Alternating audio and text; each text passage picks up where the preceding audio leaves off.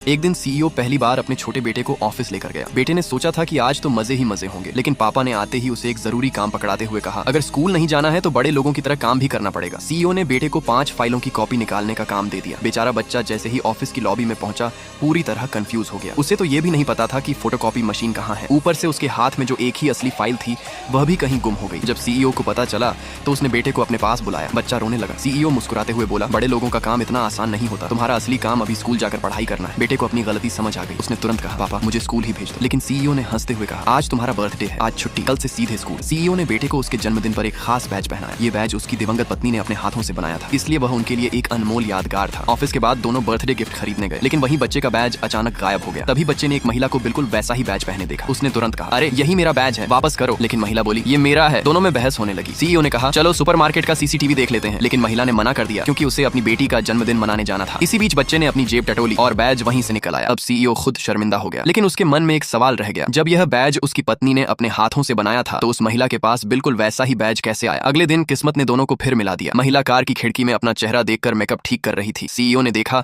कि उसके पास वही डिजाइन वाला बैज है। उसने कार का शीशा नीचे किया तो महिला घबरा गई, जल्दी जल्दी जाने लगी, लेकिन फिसल कर गिर पड़ी। सीईओ तुरंत उसकी मदद करने पहुंचा और माफी मांगते हुए उसका नंबर मांगा। पहले तो महिला ने साफ मना कर दिया, लेकिन फिर उसने कार की खिड़की पर अपना फोन नंबर चिपका दिया और चली गई। कुछ दिनों बाद वही महिला अपनी बेटी को किंडरगार्टन छोड़ने आई। संयोग से उसकी बेटी और सीईओ का बेटा एक ही क्लास में निकले। दोनों बच्चों की दोस्ती भी हो गई। स्कूल में एक ड्राइंग प्रतियोगिता रखी गई जिसका विषय था प्यार। बेटे ने सीईओ से मदद मांगी, लेकिन सीईओ ने रंग बिरंगी तस्वीर बनाने की बजाय काले सफेद रंगों से चित्र बना दिया। बाकी बच्चों ने तस्वीर देखकर हंसना शुरू कर दिया। महिला ने भी मुस्कुराकर पूछा, लगता है आपने विषय थोड़ा गलत समझ लिया है। लेकिन सीईओ पूरे आत्मविश्वास से बोला, देख लेना, पहला इनाम तो हमारा ही होगा। कुछ देर बाद टीचर ने रिजल्ट सुनाया। पहला इनाम उस महिला की बेटी जीत गई। सीईओ का चेहरा देखने लायक था। महिला हंसते हुए बोली, आपका बेटा अभी सिर्फ 5 साल का है, पहले उसे रंग पहचानने दीजिए, फिर आर्टिस्ट बनाने की सोचिए। सीईओ बिना कुछ बोले चुपचाप वहां से निकल गया और शायद पहली बार उसे भी समझ आ गया कि हर चीज में बॉस बनना जरूरी नहीं होता।